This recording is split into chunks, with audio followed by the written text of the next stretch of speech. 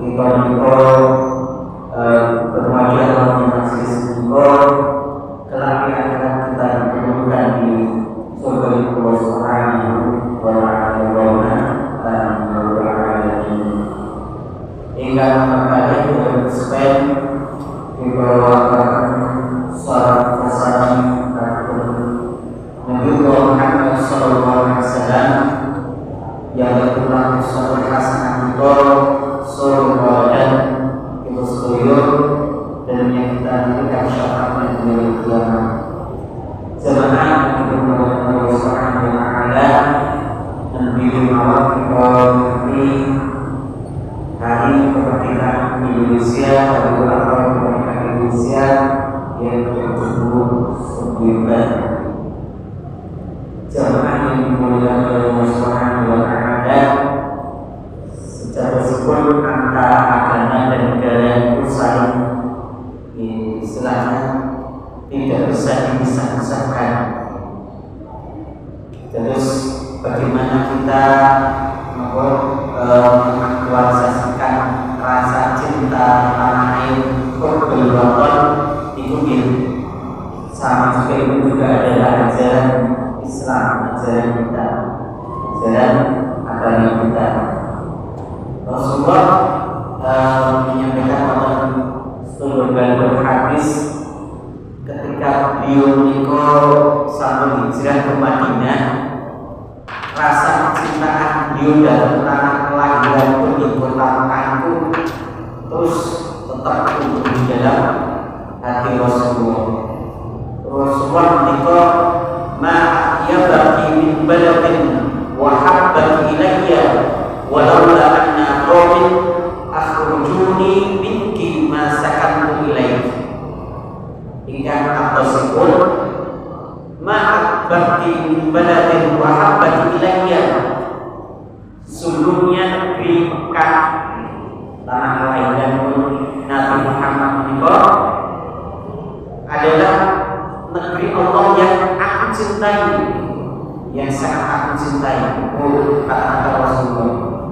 Terus meskipun yang bagi pun hijrah ke Madinah, tapi kecintaan terhadap kota Mekah selalu ada di dalam hati Rasulullah SAW. Ini kalau bahasa nomor cinta tanah air, walau anna qawmin akhrujuni minki masakan ilaih. Seandainya orang kafir Quraisy boten musir Nabi Muhammad, tentunya Nabi Muhammad akan selalu ada di kota Mekah. Niki terus cinta tanah air itu juga merupakan bagian ajaran agama. Terus bagaimana cinta Rasulullah dalam tanah kelahiran di kota Mekah. Nah, ketika peristiwa Fathul Makkah utawi ditaklukkannya kota Makkah oleh orang musyrik, Nabi Muhammad menikah. Nabi Muhammad tidak istilahnya terasa pada segala terhadap yang penduduk Mekah kala itu bermeta.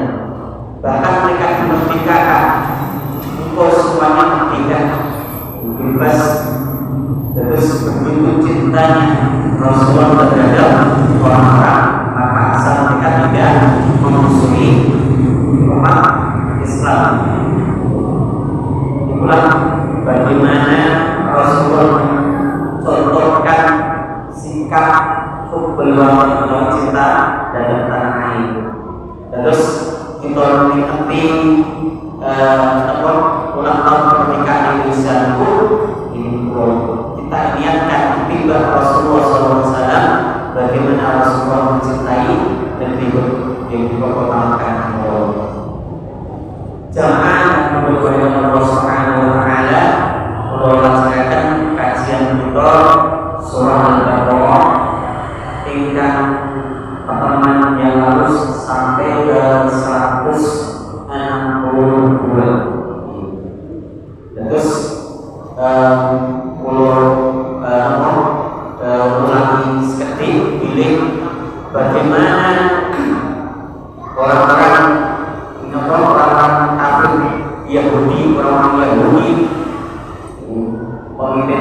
Yahudi menyembunyikan kebenaran ayat-ayat firman Allah. Terus barang siapa menyembunyikan kebenaran yang ada dari Allah, mereka akan dilaknati. Tidak hanya dilaknati Allah, tapi juga dilaknati seluruh manusia. Dilaknati seluruh manusia. Itulah orang-orang yang menyembunyikan ayat-ayatnya Allah, menyembunyikan kebenaran dari Allah Subhanahu wa Ta'ala. Terus yang Yahudi, para pemimpin Yahudi di Israel pun, ulama Yahudi, para ahli itu menyembunyikan kebenaran akan datangnya seorang Rasul yang bernama Muhammad Sallallahu Alaihi Wasallam. Mereka tidak menginginkan adanya Nabi selain dari golongan mereka, selain dari golongan orang Yahudi. Itu kemudian mereka menyembunyikan kebenaran dari Allah tentang hadirnya seorang Rasulullah akhir zaman yang dikatakan Nabi Muhammad SAW. Jemaah yang dimuliakan Allah Subhanahu wa Ta'ala, Allah bacakan ayat selanjutnya 164. Ayat 164 menikah menceritakan bagaimana kebesaran Allah dengan ciptaannya. A'udzu billahi minasyaitonir rajim. Bismillahirrahmanirrahim. Inna fi khalqis samawati wal ardi wa ikhtilafil laili wan nahar wal fulki allati tajri fil bahri bima yanfa'un nas wa ma anzalallahu minas samaa'i min ma'in fa'ahya bil ardi ba'da mawtiha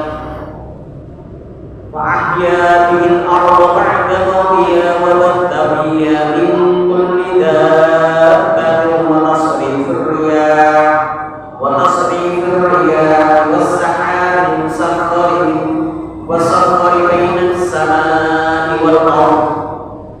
bainas samaa'i wal ardi laayatin liqaumin ya'qilun. Ayat menika menceritakan bagaimana Allah menciptakan inna fi khalqis samawati wal ardh, sungguhnya dalam penciptaan langit dan bumi. Terus kholaqo atau penciptaan niku juga bermakna pengukuran utawi pengaturan. Terus ketika Allah menciptakan langit itu berarti di situ wonten tata surya ruang angkasa, enten bintang-bintang, enten planet-planet niku diatur dengan istilahnya sistem. Wonten enten satu tabrakan antara planet yang satu dengan yang lain pun. Itu berarti khalq atau penciptaan. Itu juga Allah mengatur jalan pun ketika bulan berputar, matahari berputar, matahari ini kok sambung diatur kali Allah Subhanahu wa Ta'ala. Wal ardi dan bumi ini sejauh kan bulan, tapi kita merasakan kita bisa menonton alam dunia itu seakan-akan bumi itu adalah hamparan atas karpet tinggi, lurus. Terus tiang ingkang hidup di atasnya itu merasa nyaman dengan bumi ini kalau betul harus kita bayangkan telur. Nah, pada posisi ini berarti tiang pun bisa ajeng jumur karena bulan yang di posisi ujung ajeng jumur. Tapi kita merasakan hidup di alam dunia ini kok, bumi ini seakan-akan hamparan lurus, betul terasa kalau ini adalah bulan. Ini begitu luar biasa Allah Allah menciptakan bumi ini padahal sejatosipun bumi itu bentuknya adalah bulan oval. Tapi kita tidak merasakan bila bumi ini yang terasa adalah lurus. Inilah begitu luar biasa Allah menciptakan bumi ini. Kemudian wakhtilaful laili wan nahar, dan pergantian antara malam dan siang. Malam untuk istirahat, siang kagem untuk bekerja dan lain sebagainya. Nah, inilah Allah menciptakan segala dengan teratur. Saged istirahat, siang pun saged bekerja malam. Inilah kalau hari itu siang terus kapan istirahat pun. Dan inilah Allah begitu luar biasa menciptakan perubahan antara siang dan malam itu. Wal fulkil lati tajri fil bahri bima yanfa'un nas. Kemudian Allah menciptakan lautan itu saged diseberangi kali kapal-kapal. Iku kagem bima yanfa'un nas, untuk manusia itu mengambil manfaat dari itu. Yang saged nyeberangi memindahkan barang dari satu pulau ke pulau yang lain dengan menyeberangi lautan itu. Ini kan istilahnya transportasi air. Ini pun ada sejak zaman bumi. Nah, sudah ada sejak zaman dahulu. Inilah Allah begitu. Dulu mengandalkan angin. Dengan mengandalkan angin orang bisa menyeberangi lautan itu. Wa ma anzalallahu minas sama, dan Allah menurunkan dari langit mimmain bimko air hujan. Dengan air hujan itu fa'ahya bil ardi ba'da mawtiha, Allah menghidupkan atau yang tadinya bumi ini kering, kemudian dengan adanya hujan mereka menjadi tumbuh-tumbuhan saged hidup di dalam bumi ini. Jamaah yang dimuliakan oleh Allah Subhanahu wa taala, ketika Allah di dalam ayat-ayat Allah, para ahli itu meneliti bagaimana Allah menjelaskan tentang bumi kalih lautan. Itu di dalam penjelasan para ulama ini ketika Allah itu menjelaskan dalam ayatnya tentang daratan, itu enten 13 ayat. Dan kemudian ketika Allah itu menjelaskan tentang lautan, itu enten 32 ayat. Terus lebih banyak Allah menjelaskan tentang lautan. Nah, lautan itu kita lihat di bumi kita menika terbanyak adalah lautan. Daratan itu kalah luas dengan lautan itu. Maka Allah menjelaskan lautan itu dengan 32 ayat. Sementara Allah menjelaskan tentang daratan itu dengan 13 ayat. Itu menunjukkan bahwa lautan itu ternyata lebih luas dari daratan itu. Jamaah yang dimuliakan oleh Allah Subhanahu wa taala, berbicara tentang air. Air menika punya sifat-sifat ingkang begitu luar biasa. Air laut, air itu kan sifatipun lembut. Air itu lembut, tetapi air itu saged menghancurkan karang, saged menghancurkan batu-batu karang. Lembut tetapi saged menghancurkan. Maka kita menika yang lembut menika juga suatu saat harus punya ketegasan, harus menghancurkan itu. Sifatipun air itu. Kemudian air itu selalu mencari ke tempat yang lebih rendah. Meskipun bahwa manusia itu juga harus meniru dengan air itu, mencari yang lebih rendah itu punya sikap ini rendah hati itu. Kadang-kadang kados air itu lembut tetapi bisa menghancurkan benda-benda ikan keras di kados karang itu.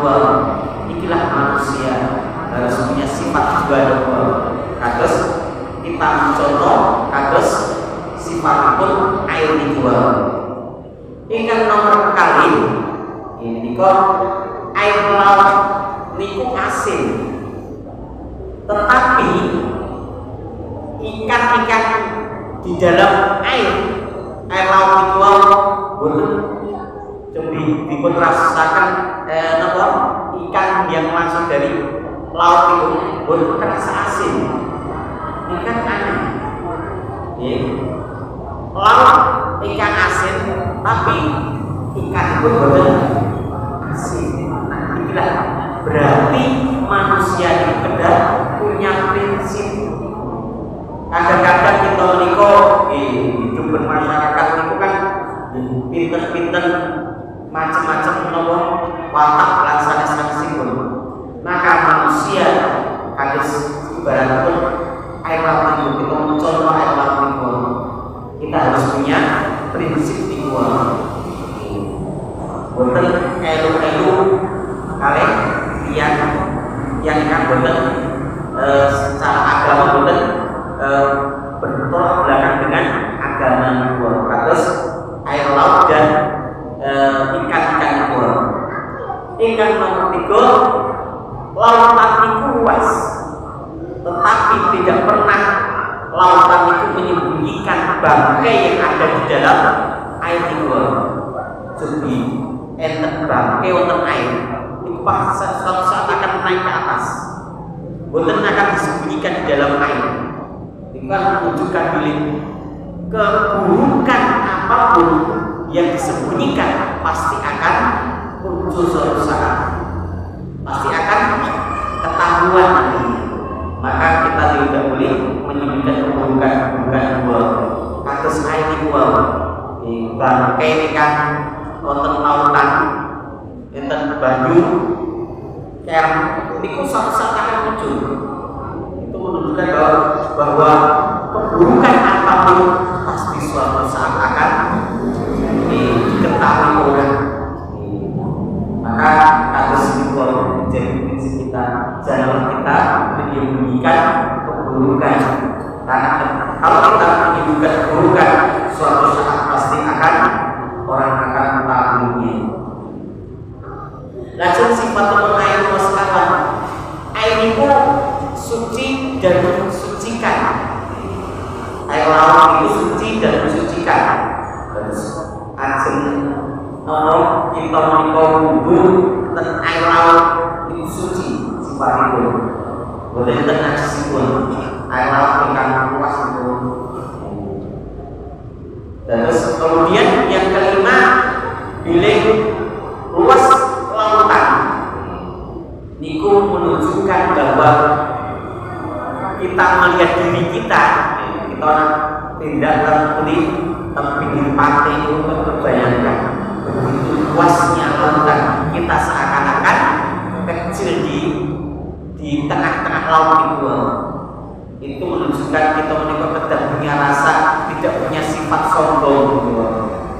Kita ini kecil ketika kita melihat lautan yang begitu luas. Ikan nomor 6 ini sifatipun air itu kan adem, tetapi air ini saged menyembunyikan panas utawi menyembunyikan api di dalamnya. Wonten surat At-Tur ayat 6 dibunyikan Allah wal bahril masjur. Bilik lautan itu menyembunyikan api. Itu maksudipun kita tingali anak gunung Krakatau. Itu kan di tengah-tengah lautan. Nah, di dalam gunung anak Krakatau itu ada api. Nah, inilah. Jadi Allah ketika menyampaikan dalam firman-Nya wal bahril masjur, dan lautan itu menyembunyikan api di dalamnya. Ini menika anak kados contohipun adalah anak gunung Krakatau, gunung ingkang letakipun di dalam air. Padahal gunung itu kan mengandung lava atau api ingkang panas, tapi saged ada di dalam air. Inilah kekuasaan dari Allah Subhanahu wa taala. Nah, kita berpikir tentang itu, kita menguatkan istilahnya pun harus semakin menguatkan iman kita dalam Allah Subhanahu wa taala. Begitu luar biasanya Allah Subhanahu wa taala dengan segala ciptaannya. Kadang-kadang kita di luar nalar kita, kadang-kadang di luar kuasa kita sedaya itu. Karena itulah Allah yang Maha Kuasa. Maka dengan lihat itu semakin menebal, seharusnya semakin menebalkan keimanan kita dalam Allah Subhanahu wa taala, semakin kita melihat kekuasaan Allah yang luar biasa.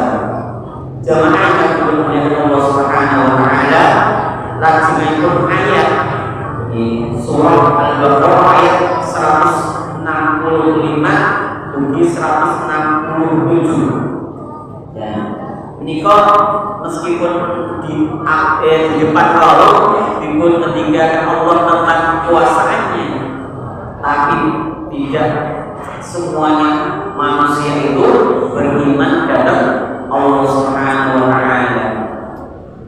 Dipun meninggalkan Allah, a'udzu billahi minasyaitonir rajim.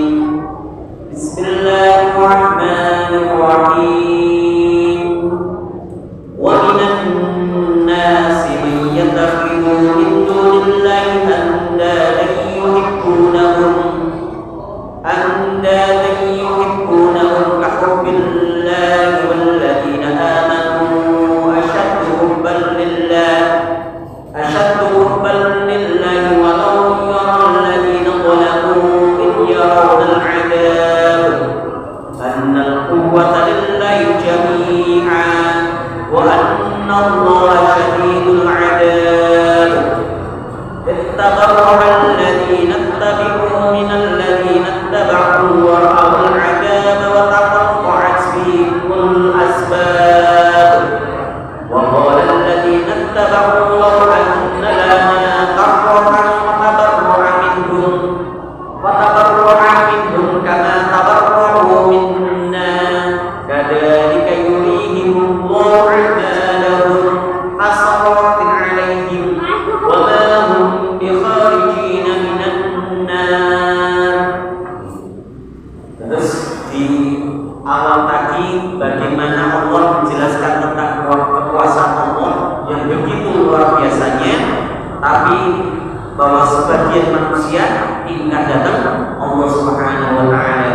Wa minan nasi, dan dari sebagian manusia, may yattakhidhu min dunillahi andada, mereka mengambil tuhan-tuhan lain selain Allah Subhanahu wa taala. Mereka menuhankan benda-benda, menuhankan hal yang lain selain Allah Subhanahu wa taala.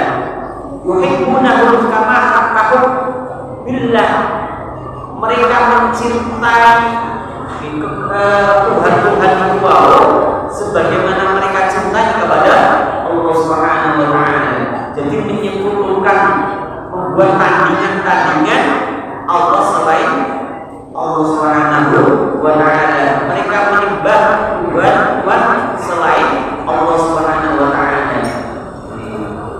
Padahal di awal dipun terangkan tentang kuasa Allah yang luar biasa itu.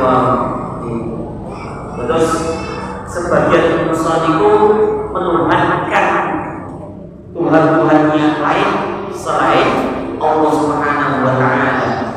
Nah, zaman Romawi itu mereka menuhankan Lata, Uzza, berhala. Nah, sak menika mungkin lain bentukipun, boten berhala-berhala, boten patok-patok ingkang dipun sembah. Zaman sak menika ingkang dipun sembah menapa? Ingkang dipun sembah babagan dunia dua.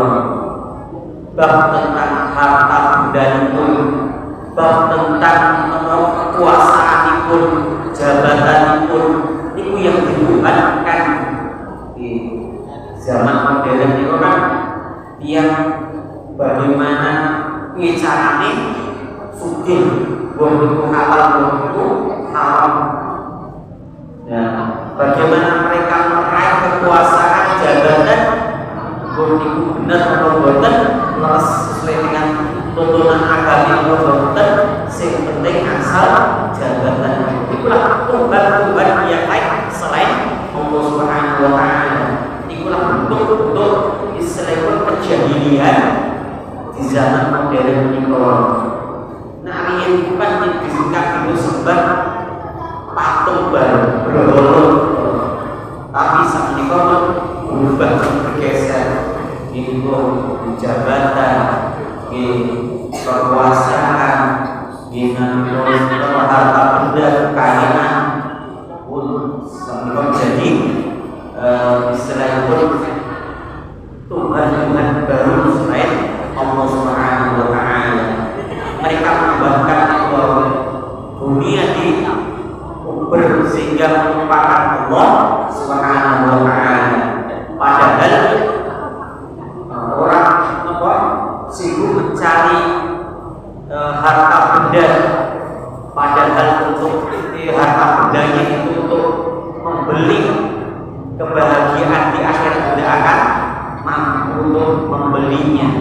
Itulah orang menggadaikan dunia demi akhirat. Alhamdulillah dari jamaah yang Allah Subhanahu wa Ta'ala yang mendidikan Allah Rasulullah sebelum hadis terus jika menjadi introspeksi diri kita siapa sekalian kan pulau yang diberikan Rasulullah sebelum hadis, man asbaha minkum aminan fi sirrihi wa 'afat fi jasadihi indahu yawmihi fa ka'annama hizat lahu dunya. Dan terus barang siapa dipakinya, barang siapa dikaruniai kehidupan ingkang ayem tentrem di dalam hidupnya, di dalam keluarganya, wa'afat fi jasadihi, dipun paringi nikmat kesehatan badanipun, terus hidup ingkang ayem, punya apa, dipun karuniai kesehatan, kemudian indahul yawmihi, dipun paring kecukupan untuk makan harian, selain pun nak makan harian itu cukup, maka ketika Rasulullah faka'an nama hizat lahu dunya, orang tersebut seakan-akan telah menikmati seluruh kenikmatan di muka bumi ini.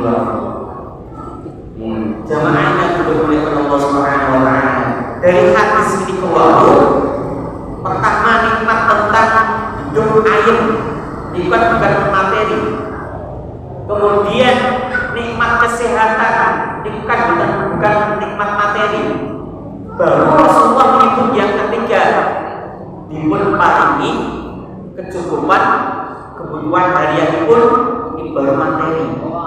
Atau sipun pilih kunci kehidupan kebahagiaan di dunia itu bukan ditentukan dari materi ritual. Dari yang pertama dan yang kedua ini bukan nikmat materi. Kadang-kadang yang mengukur kebahagiaan di dunia itu dengan ukuran-ukuran materi-materi ritual, di harta benda, di kekuasaan, di jabatan, laksana-laksana sipun. Itu bukan ukuran kebahagiaan di dunia. Banyak sekali di contoh-contoh kisah-kisah bagaimana dunia itu hanya menipu. Jamaah yang dimuliakan Allah Subhanahu wa Ta'ala. Lajeng ayat selanjutnya pun walladzina amanu asyaddu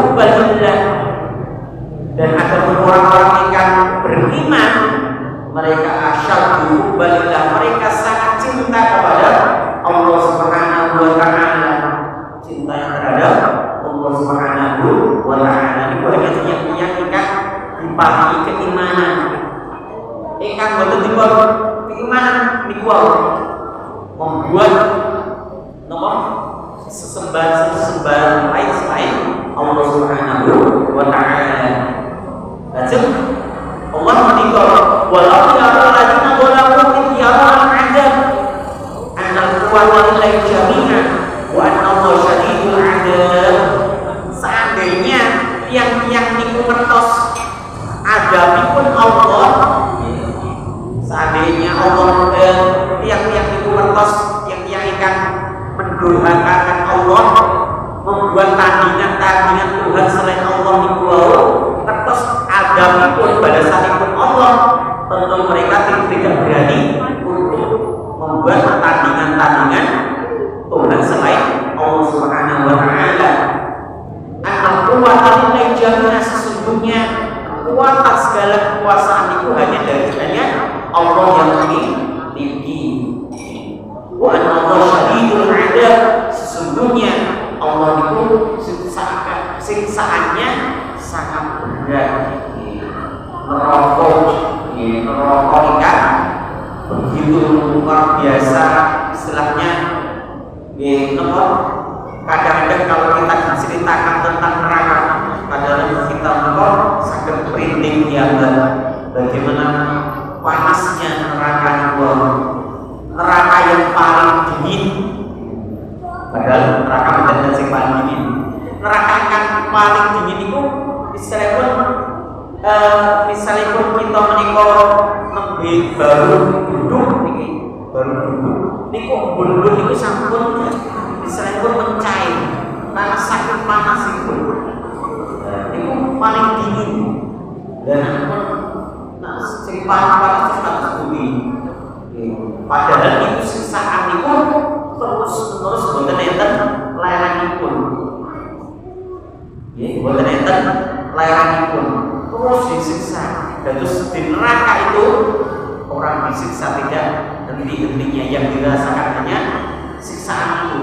Boten enten selebut jendan pun boten enten lerang-lerang pun. Terus merasakan sakitnya disiksa di neraka itu.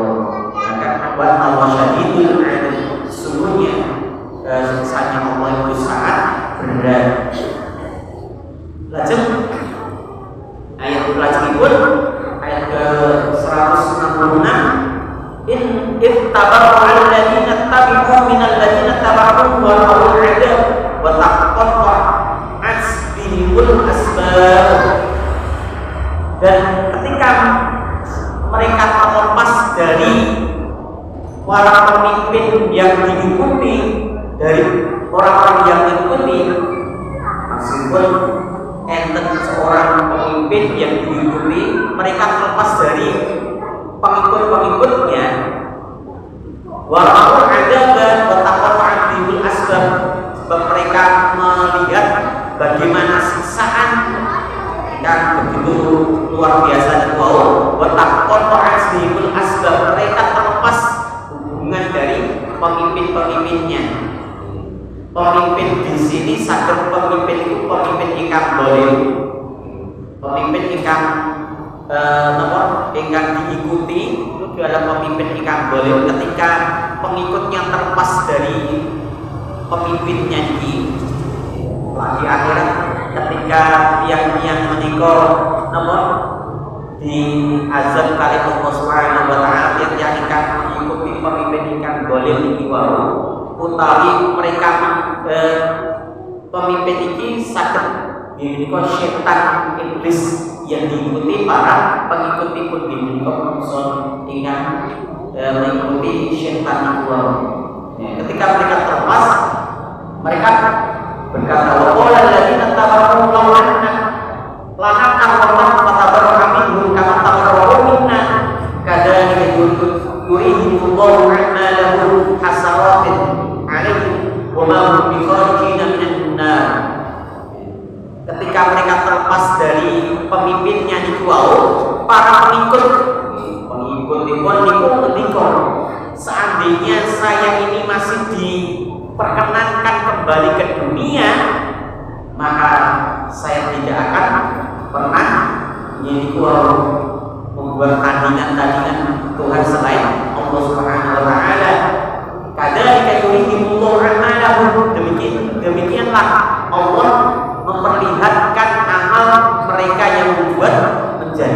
penyesalan bagi mereka. Nah, ini pun yang menyesal terus di akhir. Terus ketika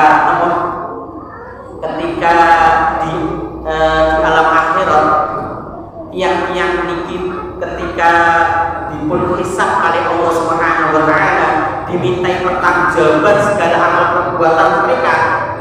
Mereka berbuat dosa karena mengikuti pemimpin dari setan-setan itu. Nah, kemudian mereka istilah itu jalur pertanggungjawaban. Setan, aku bisa ngikuti kamu. Sekarang mana tanggung jawab terhadap dirimu? Ini yang ikan mengikuti setan-setan itu, yang mengikuti setan-setan itu. Maka setan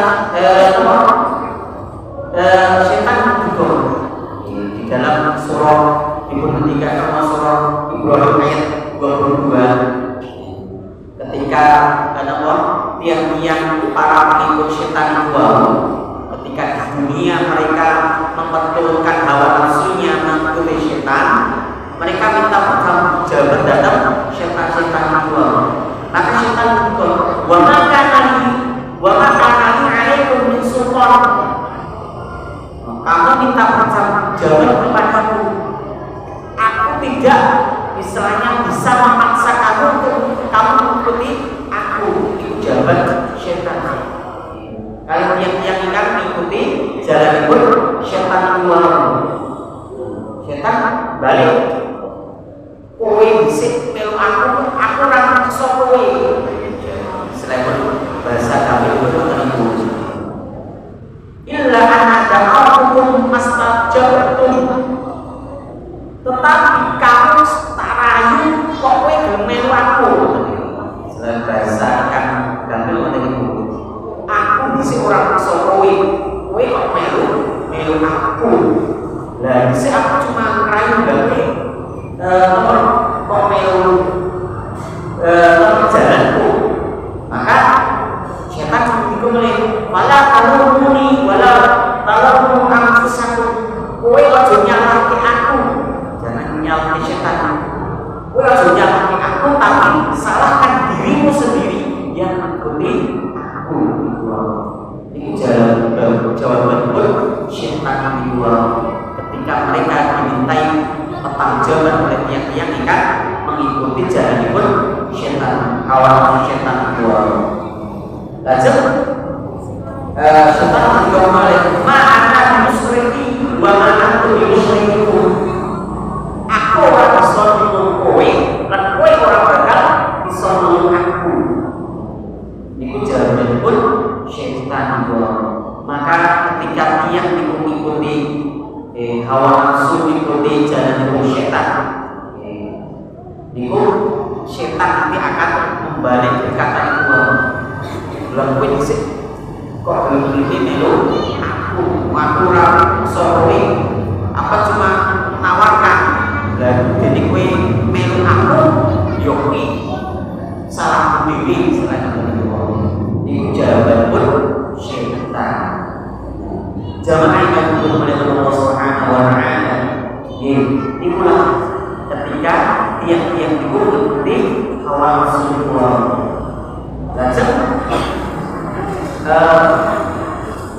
Kadang kita ingin amalan hasanah, Allah kemudian menunjukkan amalan besar-besar mereka yang menjadi penyesalan mereka dalam di akhirat. Wa ma hum bikharijina minan nar, mereka tidak akan pernah keluar dari neraka itu. Yang ingkar mengikuti jalan syaitan dikit tidak akan pernah tidak akan pernah keluar dari neraka itu. Dikit yang kafir ingkar mengikuti hawa nafsu, ingkar mengikuti unsur rayu pun syaitan. Jamaah memuliakan Allah Subhanahu wa taala. Kadang-kadang mengenai dunia itu kita nasihati kadang-kadang seksual rokok itu urung kawan. Kan ada banyak yang mengatakan seperti itu. Kadang-kadang kita ini yang ikatan dan ketika ngantos dipun paringi pengertian bahwa cuma khayal-khayalan nopo siksaan neraka itu hanya khayal-khayalan. Nah, inilah karena itu kadang-kadang logika kita nopo karena siksaan itu bukan langsung ditimpakan di dunia, masih di istilahnya pun dibundul lagi akhirat. Siksaan itu diakhirkan nanti sampai di akhirat ketika Allah innama tuqilahum liyazdadu ambalahum adabun mubin. Sesungguhnya aku dipun tanggungaken supados tiang-tiang yang berbuat dosa itu semakin numpuk dosa itu, maka mereka telah walau ada mungkin mereka akan mendapat siksa kehinaan yang mereka dimasukkan ke dalam neraka itu Allah Subhanahu wa taala. Dan seandainya tiang wonten alam dunia menika ketika berbuat dosa langsung dipun siksa oleh Allah Subhanahu wa taala, maka dibandingkan dalam surah An-Nahl ayat 61, A'udzubillahi minasyaitonir rajim, walau yu'akhidullahu an-nasa bidhulmihim ma taraka 'alaika min dabbatin walakin yu'akhiruhum ila ajalin musamma. Seandainya Allah menimpakan siksaan langsung kepada manusia yang berbuat dosa, berdolim di dunia ini, pasti wonten alam dunia niku teh manusia niku bahkan hewan niku telas, karena ketika berbuat dosa langsung dipun siksa oleh Allah Subhanahu wa taala. Walakin yu'akhiruhum ila ajalin musamma, akan tetapi Allah istilahnya menunda siksaan itu sampai batas nanti dia menikah nanti di alam akhirat. Ateges kita menikah ketika berbuat dosa itu niki rahmatipun Allah, kita menikah masih berparingi kesempatan untuk bertobat datang Allah Subhanahu wa taala. Coba kalau ketika dia menikah berbuat dosa langsung timpakan nomor siksaan dari Allah Subhanahu wa taala, betapa merimpun dunia itu tak manusia pun karena semua disiksa oleh Allah Subhanahu wa taala. Tetapi walakin yu'akhiruhum ila ajalin musamma, tapi Allah menunda siksaan itu sampai nanti pada waktunya ketika kelak di alam akhirat. Jangan yang dimuliakan Allah Subhanahu wa taala. Terus ini jadi selain kesadaran maka ketika kita menikah tasik timbul paling nikmat Allah besar, mari kita gunakan hidup kita ini hidup di ta'atillah, di dalam ketaatan dalam Allah Subhanahu wa taala. Kita tasik timbul paling nikmat besar, nikmat iman atau kita menikah tasik berparingi kesempatan Allah untuk memperbanyak bekal kita menghadap pada Allah Subhanahu wa taala. Terus bukan berarti Allah itu istilah tentang siksaan itu adalah khayal-khayalan atau siksaan pelawaran Allah. Kelak mereka akan disiksa pada saatnya nanti kelak di akhirat. Itu sekaligus ujian keimanan seseorang yang ketika dikasih ayat-ayat di Allah mereka selain beriman Allah, dan itu sekaligus ujian dalam manusia, ujian saking Allah dalam manusia itu. Jamaah yang kemudian Allah Subhanahu wa taala melaksanakan ayat lajian timur ini menikah tentang makanan yang halal. Surah Al-Baqarah ayat 167 hingga 169. A'udzu billahi minasyaitonir rajim. Bismillahirrahmanirrahim. Ya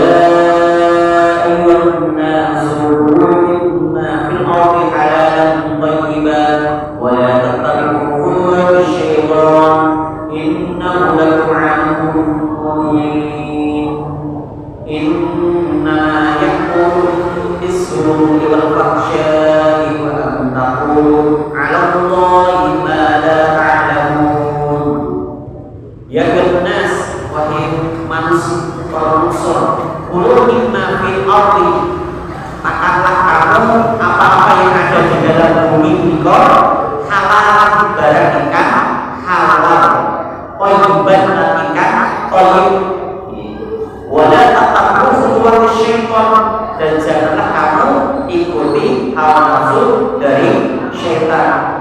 Inna lahu aduwwun sesungguhnya syaitan itu adalah musuh yang nyata bagi kita semuanya.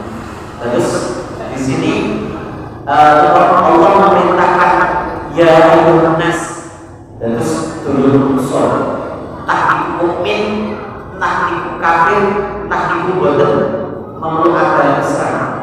Itu diperintahkan menolong ulul mimma fil ardi, makanlah apa yang ada di bumi itu barang ikan halal, ikan dan yang thayyib.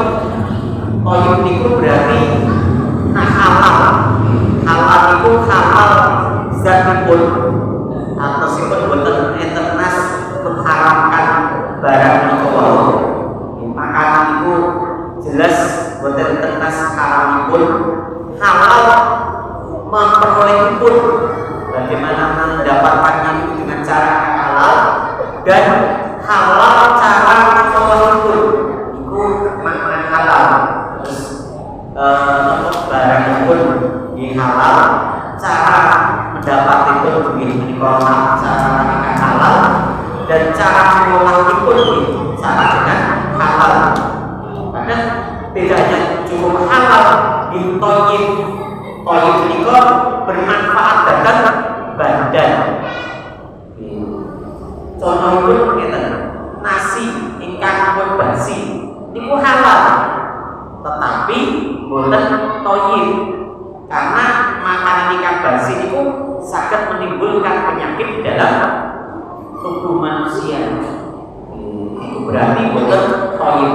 Maka dua ini halal thayyiban, halal dan thayyib bermanfaat bagi manusia, boten enten zat ingkang berbahaya iku namun thayyib. Wala tatabi'u khutuwat syaitan, dan janganlah ikuti hawa nafsu dari syaitan. Innahu lakum sesungguhnya syaitan itu adalah musuh bagi kita semuanya. Jamaah yang didominasi Allah Subhanahu wa taala.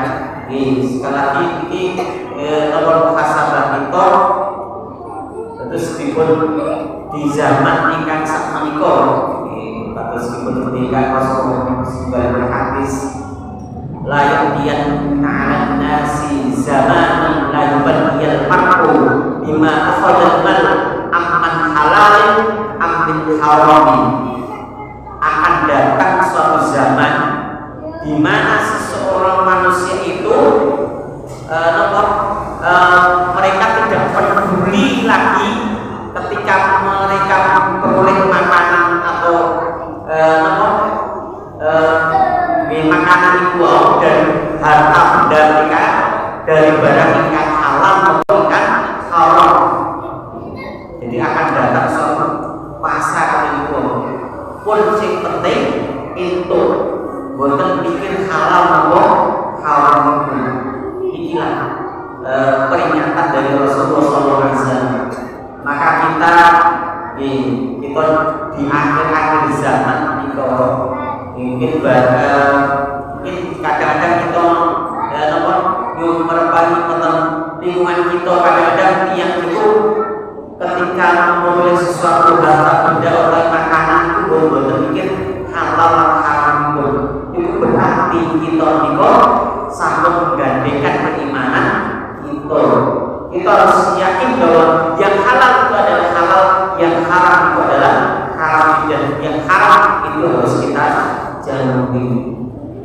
Sebab barang-barang ikan haram, barang-barang ikan haram niku menurut Imam Wahab Asy-Syahrani niku berbahaya bagi manusia.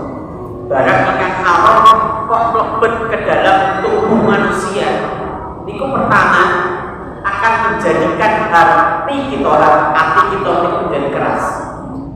Hati keras niku dinasihati kebaikan niku angin.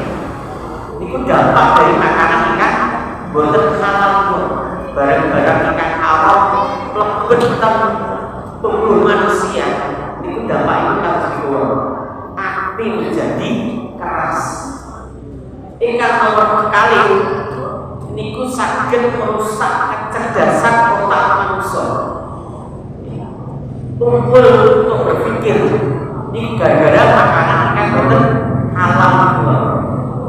Lajeng ikan nomor 3 yang nak sering menghafalkan itu cepat hilangi. Menghafalkan Al-Quran itu maka ketika mereka menghafalkan Al-Quran mereka sangat, apalagi ulama-ulama terdahulu, jangankan yang istilahipun haram, ingkang subhat itu istilahipun mamang. Barang iki halal apa haram iku istilahipun mamang. Istilah ragu-ragu antara halal dan haram. Niku mending ulama-ulama terdahulu menghindari itu barang-barang subhat itu. Karena itu takutnya itu adalah barang haram yang akan masuk dalam tubuh mereka, itu akan menghilangkan hafalan-hafalan mereka. Maka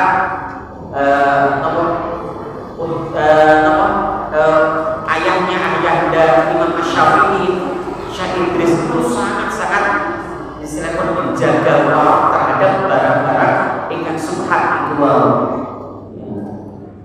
Ikan nomor sekawan niku akan ketika barang haram itu masuk ke dalam tubuh manusia, niku akan memberatkan badan untuk ibadah. Terus ajeng wungu tengah malam untuk sholat itu abot, ajeng tidak ke masjid jamaah sholat abot, ajeng tidak pelosan abot. Ini gara-gara itu dampak dari makanan ikan boten halal itu. Maka kita berdoa kepada Allah Subhanahu wa taala supaya kita menikah dijauhkan dari barang-barang ikan haram itu.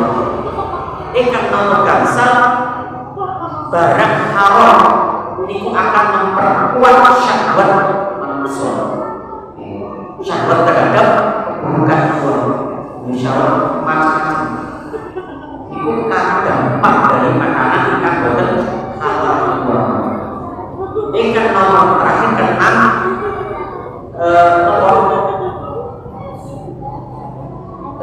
tiang ikan terkena masuk di dalam dirinya itu barang ikan boten halal, setan akan mudah masuk ke dalam tubuh manusia itu.